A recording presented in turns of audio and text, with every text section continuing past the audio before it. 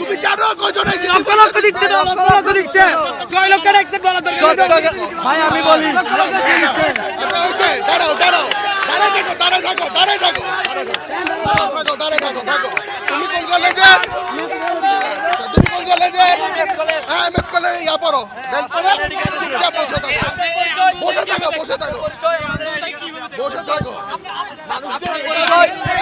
মানুষদের আমরা কষ্ট দিচ্ছি, আমরা মানুষদের কেন কষ্ট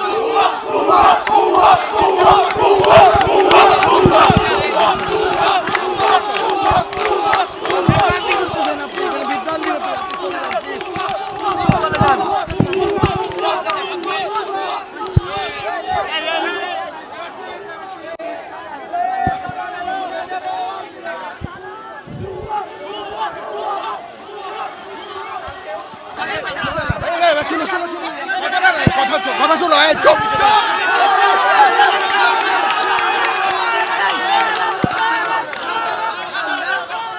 আমরা যেগুলো ইমার্জেন্সি সবগুলো ছাড় দিছি, একটা গাড়ি রাখি নাই। যেগুলো প্রয়োজন, যেগুলোতে রোগী আছে, এগুলো আমরা নিজ দায়িত্বে ছেড়ে দিই। যেগুলো ইমার্জেন্সি সেগুলো আমরা ছাড় দিছি।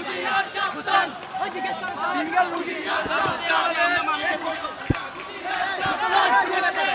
ভাই যেগুলো একটা রোড ছেড়ে দেন। আমরা তো কেউ কি করবো? দাঁড়ায় থাকবো?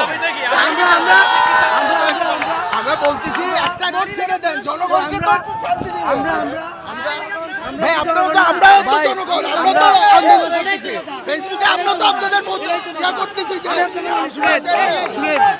আপনি যদি ছাড় দিতেন, আমি বলি রাস্তায় যদি ময়লা ফেলান বন্ধু কিন্তু আপনার না কেউ আসবে, বুঝেন নাই?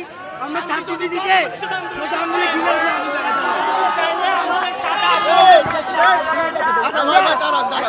কেউ কি চাই কেউ কষ্ট করতে? কতক্ষণ দাঁড়াবেন?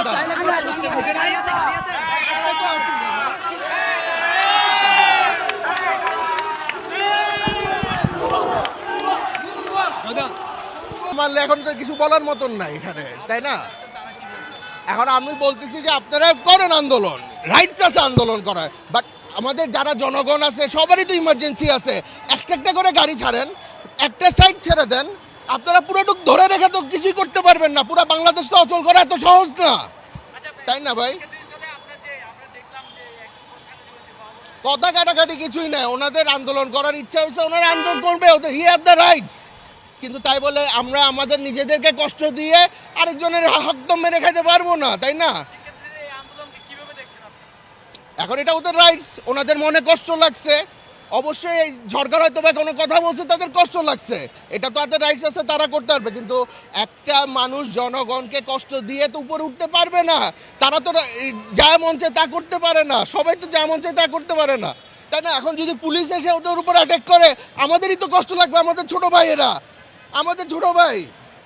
পুলিশ যদি এখন এসে বাধ্য হয়ে অ্যাটাক করবে, কারণ করবে আমরা যখন নিজেরা খেতে হবে, এখানে কত হাজার মানুষ আছে, এরা যদি ওদের উপরে অ্যাটাক করা শুরু করে, ওরা কি সহ্য করতে পারবে? পারবে না ভাই।